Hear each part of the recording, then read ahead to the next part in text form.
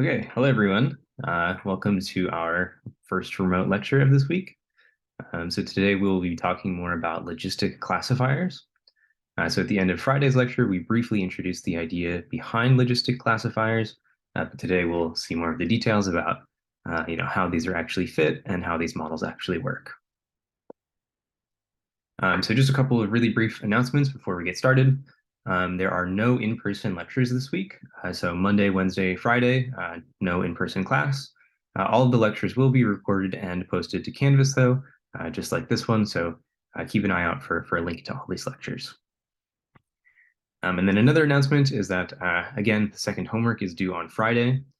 So please make sure that you guys get started on that soon.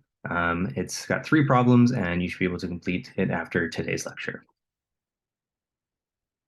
Okay, before we jump into the details about logistic models, first, as promised, I'd like to briefly discuss what the midterm exam is going to look like for this course, as well as the course projects. So let's get started with that. So first of all, the midterm exam will be taking place next Friday, May 5th. This is going to be in class during our regular lecture time, so just show up as usual. It's a 50-minute exam, so it'll take the entire course, or sorry, the entire class time. Closed book, no notes, and no electronic devices allowed. So no calculators are needed, no phones, no headphones, or anything like that. There will be, it is a pen and paper exam, but you won't need a calculator. We'll give you numbers that are easy enough to work with. So yeah, no calculators. I will make a sample exam and solutions available to you guys. I'm probably going to get that out to you early next week, hopefully by the weekend, but more likely by next Monday. But there will be a sample exam and it'll be good practice for the exam. Okay, I've gotten some questions on, what are good strategies for studying for this exam? Unlike the homeworks, the exam is pen and paper, and so it's a little bit different than, what you guys have kind of been practicing. But in order to study for this exam, I really think the best way is just to review the lecture slides, the homeworks, and the discussion materials. Make sure you're able to really reproduce all of the derivations we did in class, as well as being able to do all of the algorithms sort of by hand. And what I mean by that is that you should be able to say, fit a model by hand by just stepping through the various algorithms that we've talked about, as well as making predictions with these models by, again, following the various algorithms that we've seen in class. And of course, practicing the sample exam is also a surefire way to study. If you guys have more questions about the midterm, as always, please feel free to post those on the ed board, and we'll be sure to get back to you about those. Okay, now for the class projects. So the general idea of the course projects here is that you're going to be creating a team of 3 students in the class, and you get kind of 10% of your project grade for free by just forming a team of 3 students on time. There is a deadline for this at the end of week 7, I believe. I think I have it in a few bullet points coming up. But just, yeah, a heads up, there's a deadline for team formation, and it's worth 10% of your project grade. If you don't have a team yet, we will be putting out a team finding spreadsheet. So you guys can fill in your information there and contact other students. And hopefully it'll be easy enough for you guys to get into groups of 3. So for the project, what you'll actually be doing is first you'll select a data set. And these data sets are all classification tasks. There are 4 data sets that you have to choose from.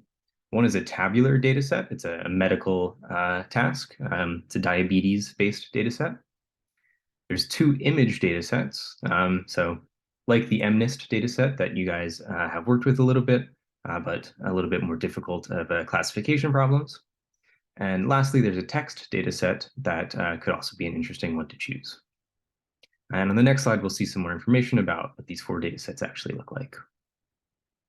But once your team has picked a data set, your task is to train, evaluate, and produce some insight on this data set using different classification models. So on this Canvas page, there is a post that contains more of the specific details of what's expected of you in the project. But again, the idea is you're just kind of going to be simulating what it's like to work on a machine learning project from start to finish here. So some important dates and deadlines to be aware of.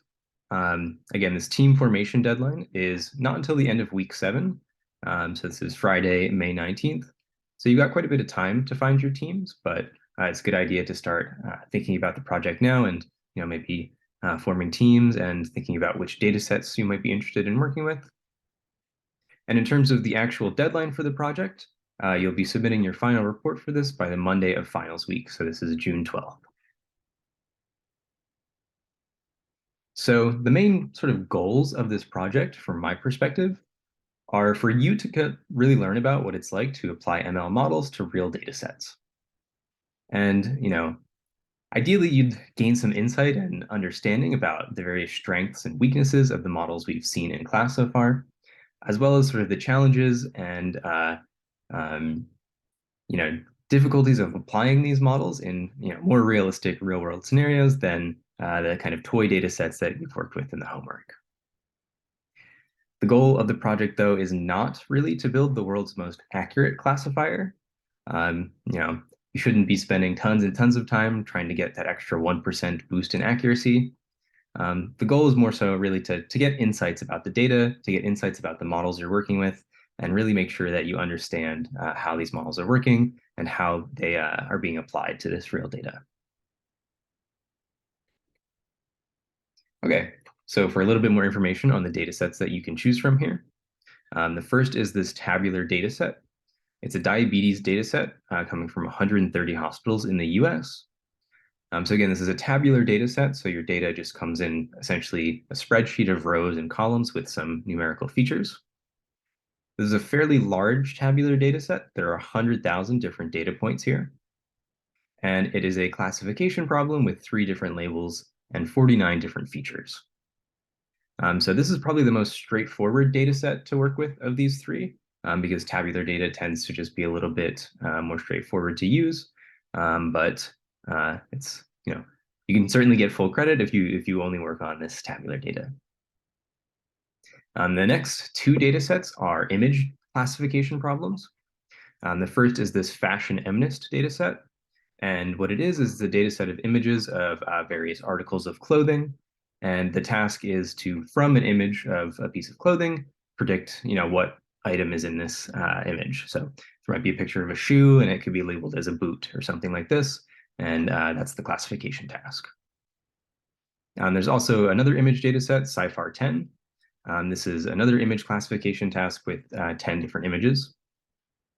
The main differences between these 2 data sets are that the fashion MNIST data is in black and white, so these are grayscale images, whereas the CIFAR10 data is RGB images, so these are color images. And really to get decent classification performance on this CIFAR10 data set, you need to use some fairly sophisticated models. So getting good performance is a lot easier on the fashion MNIST data set than it is on the CIFAR10 data set. So yeah, this one's a little bit more of a challenge if you're feeling ambitious. And then the last data set is a text classification data set. So this is kind of a similar data set to the Yelp data set that you'll be using in homework 2. And we'll actually be talking about that data set a little bit today.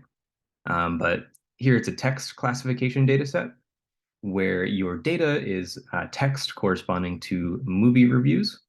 And the goal is to classify whether or not a movie review is a positive movie review or a negative movie review. So again, these are 4 sort of more realistic real-world data sets.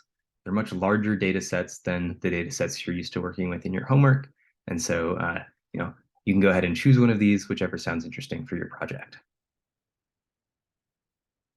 Okay, so you'll be expected to use at least 4 different classifiers on whichever data set that you choose. The first 3 that you should definitely use in your project are the KNN model, which we saw last week, the Logistic model, which will be starting today, and a feed-forward neural network, which is something we haven't covered yet, but we'll get to pretty soon. And then for the 4th model, here you can make a choice, whichever model is your favorite.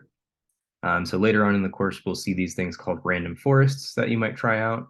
or you might try out a more complicated neural network that we'll introduce later in the course as well. So again, at least 4 classifiers on your chosen data set. So for the image and text data sets, these again are quite a bit more challenging than the tabular data set. So for your 4th model, you could try, again, something fairly complicated here, something fairly sophisticated. So you could try out these things called convolutional neural networks, which we'll touch on a little bit in the later parts of the course, or something like a recurrent neural network, which again, we'll see a little bit later on in the course. But these 4th models here, again, it's up to you what you'd like to use. Okay, so normally I would pause here and ask if there are any questions on the midterm and the project. But if you do have questions, again, please post them on the ed board. We're happy to get those answered for you. So let's go ahead and get started with sort of the technical content in today's lecture, which is on logistic classifiers. So just a couple of reminders about logistic classifiers that we had discussed at the end of Friday's lecture. Our goal here is predicting a binary label y from some feature vector x, but we'd like to be able to also model the uncertainty in our prediction. So again, we're predicting y equals 0 or y equals 1 from some data x. So to formalize this, we're going to be using the language of probability theory. And when we say we want to model the uncertainty in our prediction, what we really mean is that we're interested in modeling the conditional probabilities p of y equals 1 given x, i.e. how likely is the label to be 1 given our data. And then, of course, since it's a binary classification problem, we're interested in p of y equals 0 given x, i.e. how likely is it that the label is 0 given our data. So we're predicting sort of confidences or probabilities about our label after seeing some data point x. Again, it's sufficient to model p of y equals 1 given x because we can compute p of y equals 0 given x if we know p of y equals 1 given x. So this is a typo here. This should be a 1 in this 0 here. So we only really need to know this number here. We can compute this second number from the first number. But the classifiers we've seen so far, KNN and nearest centroids, really only produce labels and not probabilities. And so we're going to need to introduce a new model here in order to actually achieve this. And the key idea behind logistic classifiers is that for every feature vector x, we're going to produce some kind of numerical score, and we're going to call this score f of x given theta. So here theta represents some parameters of our model. They're going to be some kinds of weights that we're going to learn. And high values for this score indicate that it's more likely that the label is y equals 1, and low values for this score are going to indicate that y equals 0 is more likely for this data point. But we're going to allow our score to just take arbitrary real values here, so we're not going to put any constraints on this. But as we mentioned, we're interested in modeling this probability, p of y equals 1 given x, and so we're going to need some way of turning this score into a probability. And the main thing we really need to do here in order to achieve this is that because probabilities are between 0 and 1, we'll need to somehow take our arbitrary real valued score and just sort of fit it down into this range 0, 1. And we'll see exactly how to do that in a few slides. Okay, so quick reminder on linear regression, because we're going to be building on some of these ideas to build logistic models. In regression problems, what we really like to do here is predict some kind of real valued output from our data. So in contrast to a classification problem, the y values we're trying to predict are just some numbers. And in linear regression models, we're fitting a line or a hyperplane to our data, so some kind of linear model. So for example, if we have a single feature, the equation of our linear regression line is as follows. It's theta naught plus theta 1x, where theta naught and theta 1 are the weights in our model. And we fit this model by minimizing the mean squared error on our data set. And again, this mean squared error can be minimized by this gradient descent algorithm that we spent some time going over previously. So, here's maybe a bit of a dumb idea, but what we can do is maybe just do linear regression directly on our binary labels. So even though we have a classification problem, our labels y can still be written as numbers, right? So y can be either 0 or 1. So what if we just do regression directly on these binary labels? So let's visualize what it looks like when we do that. So let's say we have a single feature, x, which I'll represent here. It's the horizontal axis. And we've got a binary classification problem. So on the y-axis, I'm essentially plotting a data point down here at y equals, I guess this is -1 if it's the blue class, or y equals +1 if it's the red class. So I'm really treating my binary classification problem and creating a scatter plot as if it were a regression problem. Well, I can then fit a line of best fit to this data and get out some real value number from this prediction model. But we have a slight problem here, and it's that if we want to use this regression model to predict these binary labels, well, the outputs of this model, f of x, are just going to be sort of arbitrary numbers. They're not going to be zeros or ones. But we can actually fix this fairly straightforwardly. We can turn our real valued outputs, f, coming from our regression model, into 0, 1 classifications by just doing some thresholding. So what I mean by that is the predicted label y hat, which I'll write as t of x given theta, is going to be a 1 if our linear regression model outputs a positive number. Our predicted label y hat is going to be 0 if the linear regression model produces a negative number. And if our linear regression model returns a 0, then we're going to flip a coin. We're on the decision boundary in this case. So visualizing what happens, we have this kind of underlying linear trend that we just fit to our labels, basically. And after thresholding, all of the negative predictions from this trend line get turned into y hat equals 0, and all of the positive predictions from this line get turned into y hat equals 1. So this is that corresponding threshold here. And really what is going on then is that any data point that has an x value smaller than this jumping point in the threshold, i.e. where f of x is equal to 0, it's going to get predicted as y hat equals 0. And any data point sort of to the right-hand side of this threshold, this jumping point, is going to get predicted as y hat equals 1. So the summary here of what's really going on is we can take a linear regression model, and just by thresholding the outputs, we can turn it into a binary classification model. Okay, so how do we actually fit this model then? Let's say we want to actually try to learn this model that we wrote down. Well, just like in linear regression, we could maybe try fitting this model by minimizing the mean squared error. So here's the equation for the mean squared error again. But in contrast with a regression problem, values y sub I now only take values 0 or 1.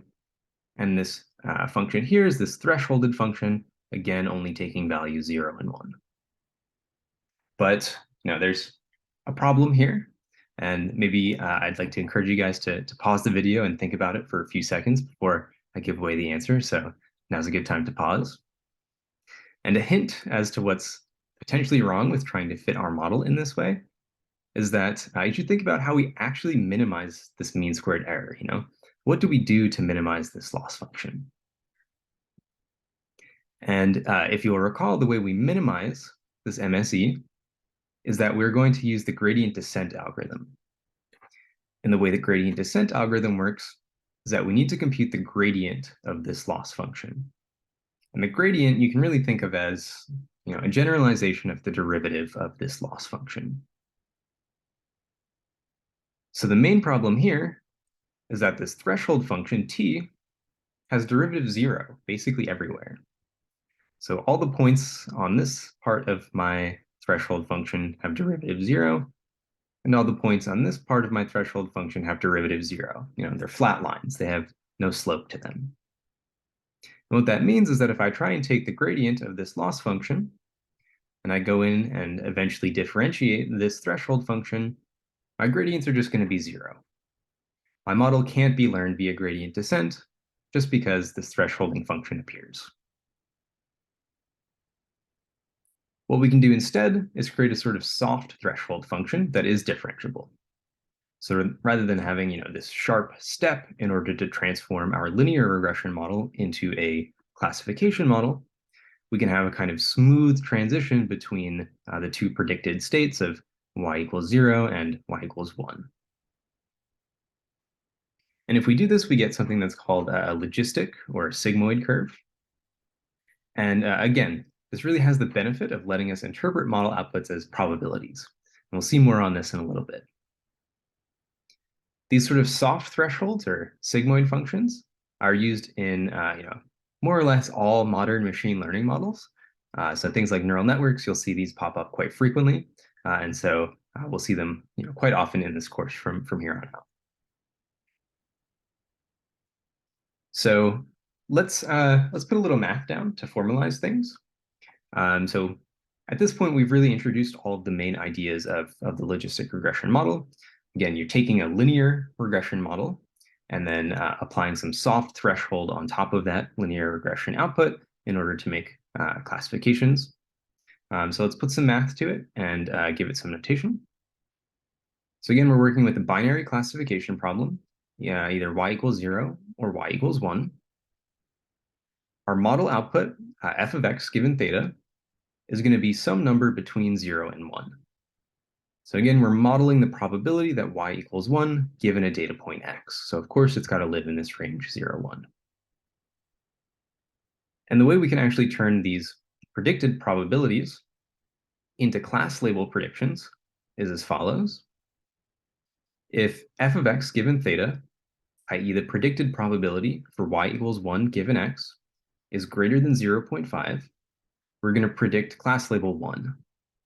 And again, the idea here is that if this probability is greater than 0.5, well, it's more likely that y equals 1 than y equals 0. And so, of course, we should predict label 0. The same thing for predicting class label 0.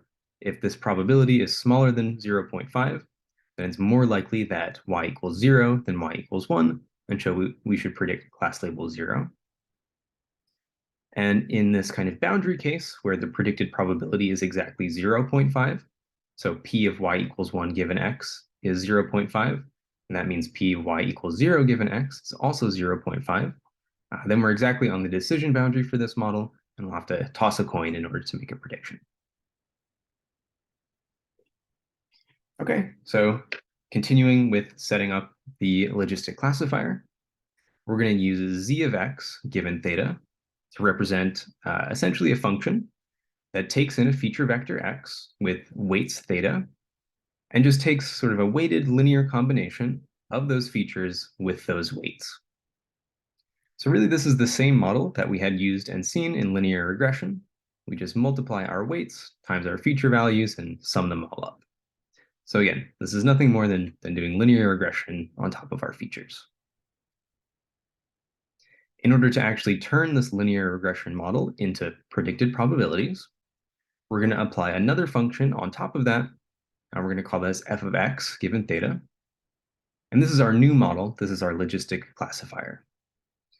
And in order to actually obtain the outputs of this classifier, we're going to take those sort of scores, z of x, coming from our linear model, and we're going to do e to the minus z. So we're going to exponentiate the negative score.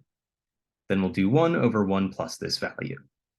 So this function, 1 over 1 plus e to the minus z, is often called the sigmoid or the logistic function. And we'll look at some properties of this function in just a second.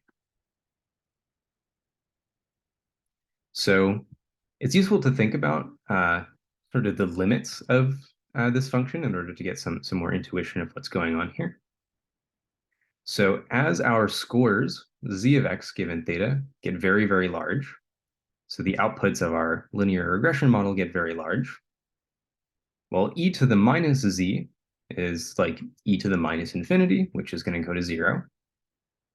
And that means that the predicted probabilities coming from our model are going to approach 1. So again, what this means is that if z is very, very large, the outputs of our linear model are very large. then our model is going to predict P of y equals 1 equals 1. So it's going to predict very high probability that the output is equal to class label 1. As the scores in our model approach negative infinity, sort of the other extreme, e to the negative infinity is e to the infinity, so this will be very large. And then our predicted class probabilities are going to be 0. And what this means is that for very small scores, i.e. very negative numbers, we're going to be predicting y equals 0 in our model. So let's illustrate this. It's always useful to see a bit more graphical illustration of what's going on here. So in the x-axis in this graph, I have the output of my sort of underlying linear model. So this is this kind of score function that we're just doing essentially linear regression on the features. And on the y-axis, I have the outputs of the logistic classifier. So again, these are the predicted probabilities of the model coming from this score z.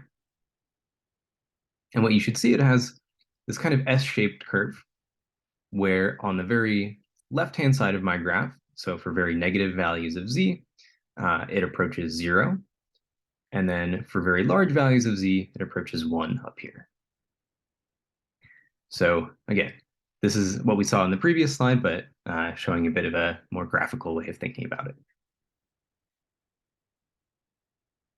In order to actually turn these probabilities into sort of hard predictions, i.e. just predicting a label y equals 0 or a label y equals 1, as we mentioned before, if this predicted probability for class 1 is greater than 0.5, then of course we should predict class 1. Kind of graphically, that's this region of the graph. It's whenever f of x is larger than this horizontal line of 0.5. And then we're going to predict class 0 whenever the predicted probability for class 1, the output of our model, is smaller than 0.5. So kind of this lower half of our graph here. So in terms of thinking about a decision boundary for this model, we flip our prediction whenever f of x is exactly equal to 0.5, whenever the probabilities of our two classes are both 1/2. You can equivalently think about this in terms of sort of the underlying score. This is z function. So you can, again, say our decision boundary is when the score is exactly 0. It's neither positive nor negative. So let's put some symbols and some equations to this decision boundary and work out an expression for it. So as we mentioned before, f of x equals 0.5 is really what defines the decision boundary in this model. So let's work out what that means in terms of the score z and in terms of the features x. So my model, again, is f of x given theta is 1 over 1 plus e to the minus z. And our decision boundary is when this is equal to 0.5. So if I just do a little bit of rearranging, I just multiply both sides by the denominator, I'll get this expression. If I do a little bit more simplifying, I'll get e to the minus z equals 1. And if I take the logarithm of both sides, I'll get z of x is equal to 0. So I had mentioned this on the previous slide, but our decision boundary can equivalently be thought of as when f of x is equal to 0.5 or when z of x is equal to 0. In terms of our original feature vectors x, we can also write this as theta naught plus the sum of theta j xj is equal to 0. So all I did here is I just took the definition of z of x and kind of wrote it out in all of its details here. But this is really a linear equation in the original features x. So what this means is that the decision boundary of a logistic classifier is also going to be linear. So just like the nearest centroid classifier, we're getting out linear decision boundaries here. So for example, if we have a problem with only two features, our decision boundary is defined by the equation theta naught plus theta 1 x1 plus theta 2 x2 is equal to 0. And this is, of course, the equation of some line in 2D space. For example, you can write this as x1 equals ax2 plus b, where A and B are some function of the weights theta. Okay, another way of looking and thinking about logistic classifiers as a sort of block diagram. And I'm mainly introducing this way of thinking about them to you guys because it'll be useful for us when we think about neural networks in a few lectures. So this picture here has a lot of moving parts, but what's going on is that here I'm representing the inputs to my model. So these are the features that I'm using as, what I'd like to make predictions based on. And I've got 3 input features. I also include a bias or sort of intercept term, which is just always a constant +1. So this is a similar trick to what we did in linear regression models, where we can always append a 1 onto our feature vector in order to account for that bias term in linear regression. Then what we do is we draw sort of arrows from our inputs into this sum function, where we have some weights associated with each of these connecting lines. So with x1, we associate some weight, some parameter, theta1. To x2, we associate some weight, theta2. x3 has a weight, theta3. And then this bias term has a weight, theta naught. And what we do is we multiply x1 times theta1, x2 theta2, so on and so forth, and sum them all up. And what we get from that is our sort of linear regression output z of x given theta. And then the next step to get the output of our logistic regression model is to then pass the output of this linear part into the logistic or sigmoid function, which again, the definition up here is 1 over 1 plus e to the minus c. And then at the end of the day, we get our predicted model output, which again are these corresponding probabilities. You could also imagine discarding this sort of logistic function at the end here, the sigmoid function. And then really we just get a block diagram for our linear regression model. Okay, let's visualize a little bit further with an example of what's going on in these logistic regression models. So here I've got a binary classification problem with 2 classes. The red dots represent the class y equals 0, and the blue dots are representing the class y equals 1. The horizontal axis here is then the value of x, my single feature. And so essentially I've created a scatter plot of my data points. If I fit a logistic regression model to this data, I'll get some underlying kind of linear model. This is this z function we introduced. And if I apply the sigmoid function on top of that linear model, I get this smooth logistic curve here shown in green. And so what you can see is that when we're very far to the left, where most of our red points are, this logistic function is very close to 0, which means that the probability that y equals 1 out in this region is very close to 0. And that's good. That's what we want. We don't want the model to be predicting y equals 1 for these red points. Similarly out here, the model's predicting p of y equals 1 is very close to 1 for all of these data points, which is great. But the interesting thing is that between these 2 regions, there's kind of a smooth transition between these 2 extremes. So for the data points living here, kind of in the center of my plot, these data points, the predicted probabilities for either class are a lot closer to 1/2. So there's kind of more uncertainty associated with these predictions because the probabilities being output are less extreme. If you have 2 features rather than just a single feature, you can visualize it in a kind of similar way. So in this axis, I have my first feature. On this axis, I have my second feature. And then again, on the sort of third axis here, it's just the y value, either 0 or 1. And the sort of logistic function now isn't just that sort of one-dimensional curve, but rather now this smooth 2D plane. And you see it transitions from 0 down here for class 0, smoothly up to probabilities of 1 for this class y equals 1. So I've been saying that we can really treat our model outputs as probabilities, and I'd like to make that a little more explicit with this slide. So again, f of x given theta is really modeling the probability that y equals 1 given our data point x. So again, these conditional probabilities that you saw in the probability of review lecture. Again, this is a number between 0 and 1 that really changes smoothly as x changes, and as such can be thought of as really representing sort of the model's confidence in its predictions. So what this means is that if you're very far away from the decision boundary, your predicted probabilities are going to be very close to 0 or very close to 1. So if you're far from the decision boundary, the model is pretty confident about how to classify these data points.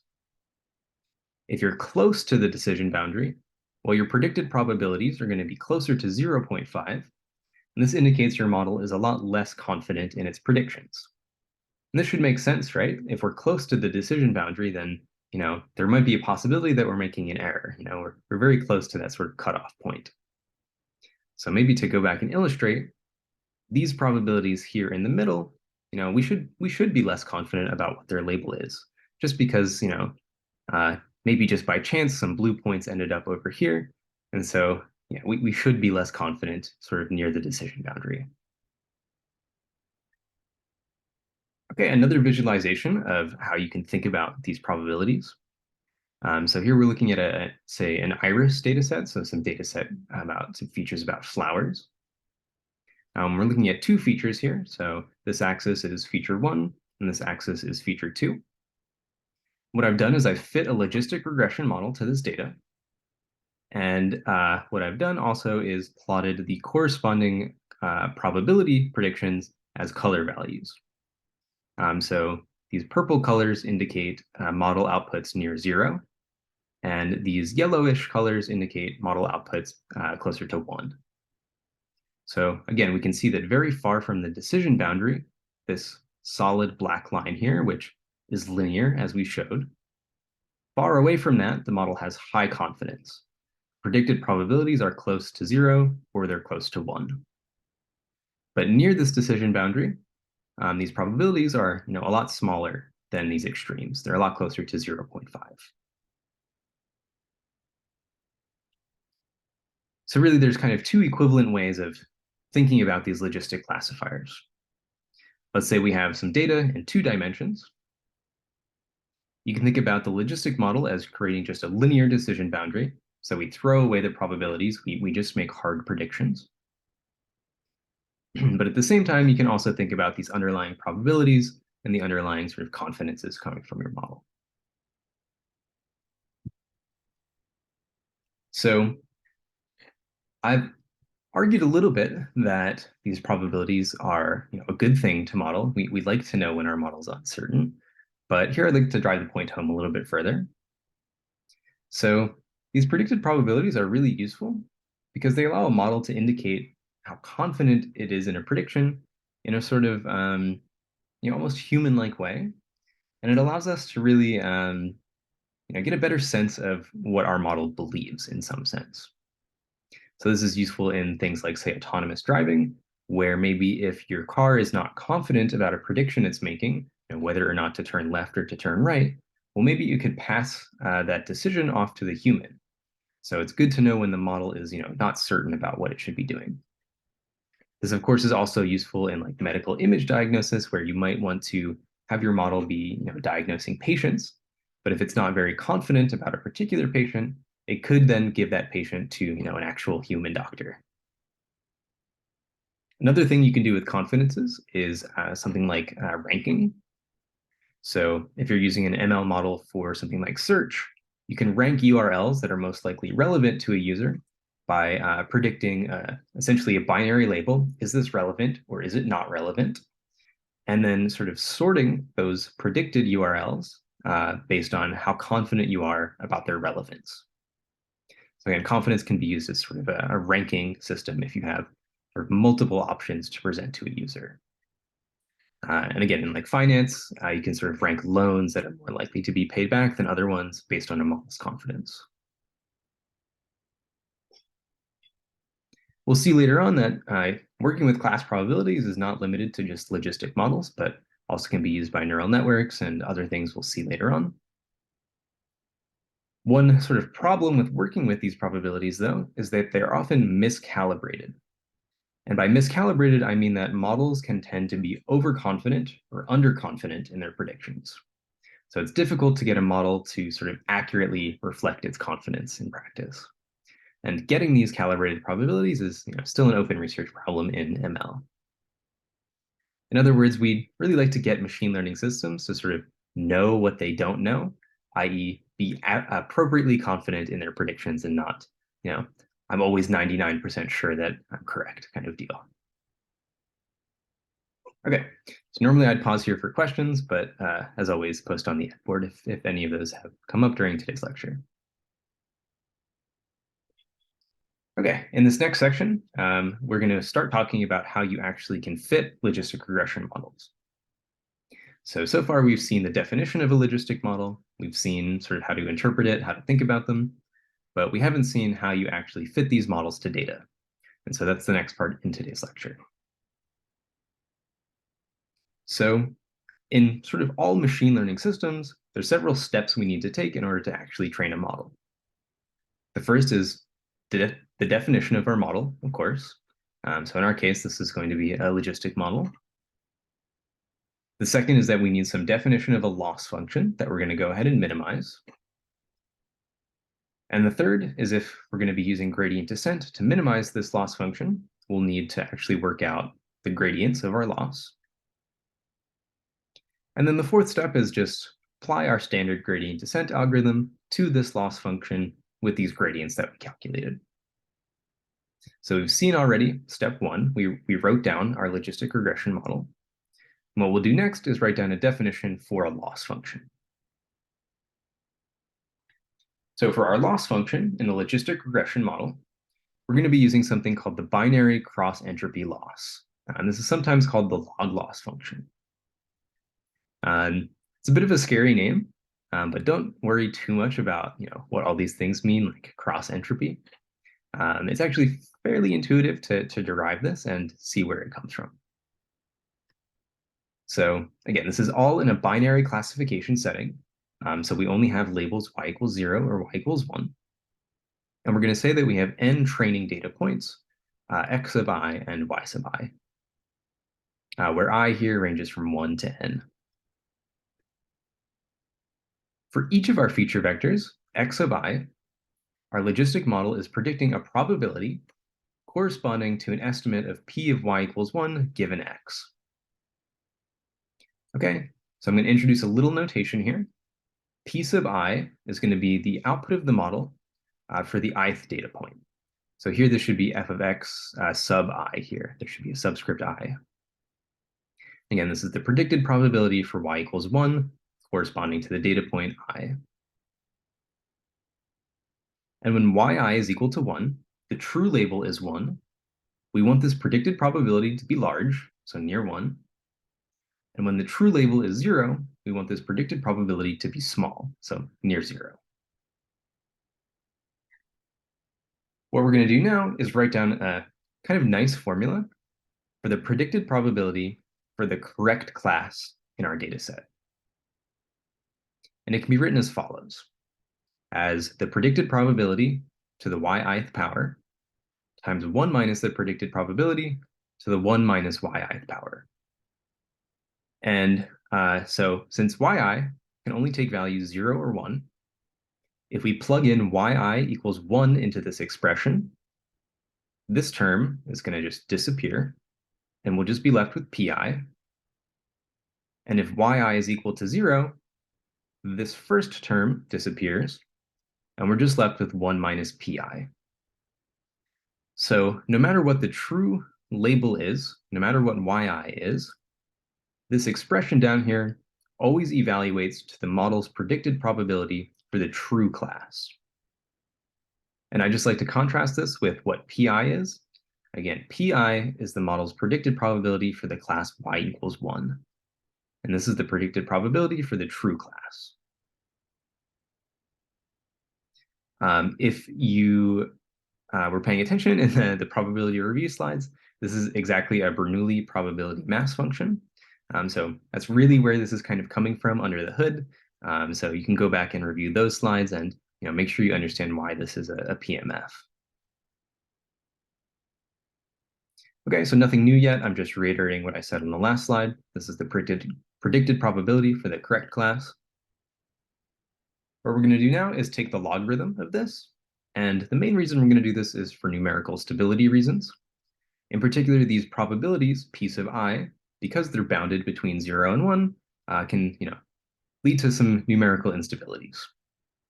So we just take the log of this previous line, and we get yi times log pi plus 1 minus yi times log 1 minus pi, just using standard rules for logarithms here. What we really want to do in our logistic model is maximize the correct class probability over our entire data set. And this is equivalent to actually minimizing this L sub BCE, which is exactly our binary cross-entropy loss. So in order to get this LBCE, I took this previous line, I multiplied it by -1 because I want to maximize this line, which is equivalent to minimizing its negative. So that's where the negative sign comes from. And then I just sum it over all of the data points in my training data. So again, if I minimize this binary cross-entropy loss, I'm going to be maximizing the probability for the correct classes in my training data. And this is the loss function that we're going to be using to fit all of our logistic regression models. It can also be written in the following form. So in the top line, I have it written in terms of these p sub i's, these predicted probabilities. But again, these predicted probabilities, p sub I, are just the outputs of my logistic regression model. And so every time you see a p sub I, you can replace it with an f of x sub I given theta. This is the loss function we're going to be minimizing in order to fit any sort of logistic classifier. And in fact, we're going to use this exact same loss function later on to fit neural networks. What we've derived so far is only sort of valid for binary classification problems, but we'll see an extension of this later on into multi-class problems as well. So to visualize this loss function, what it looks like, if the true label is yi equals 1, and here I have the negative log of p sub I, essentially, on the y-axis, which is essentially my loss function. And what you can see is that, so on the x-axis here, I have, on the x-axis here, I have my predicted probabilities, and on the y-axis, I have the value of the loss function. So when the predicted probabilities are 1, and the true label is 1, my loss function is going to be 0. This is good. This is what I want. I don't want to be paying any penalty if I'm making a correct prediction. But as my confidence, my predicted probability for yi equals 1 gets smaller, so I move to the left in this graph, my loss function sort of slowly increases. And if I'm very incorrect, if I predict 0 probability for yi equals 1, my loss function is actually going to blow off to infinity. We can have a similar graph here for when the true label is 0, and it's essentially just a reflected version of this first graph that we saw. But essentially putting together these two loss terms gives us the loss that we saw in the previous slide, this binary cross-entropy loss. Okay, so I had intended to go through the derivation for the gradient of logistic classifiers at the end of today's lecture, but it looks like we are right at about 50 minutes, so I'm going to wrap things up here. So we'll cover this in Wednesday's lecture. But to just quickly summarize logistic classifiers and what we talked about today. For binary classification problems, to define a logistic model, we first write down this score function z, which is really just a linear regression model that takes a weighted combination of some parameters theta and our original vector x corresponding to our features. And we transform this into probabilities, the outputs of our model, using this sigmoid function. And again, you should be thinking probabilistically about this model. So the output of the model really can be thought of as the model's belief in the probability of the label being 1 given our data x. We also derived this binary cross-entropy loss function, and we're going to be minimizing this loss function using gradient descent. And we'll see in the next lecture, how we actually get the gradient of this loss function. Okay, we'll end here, and I will see you guys virtually in Wednesday's lecture.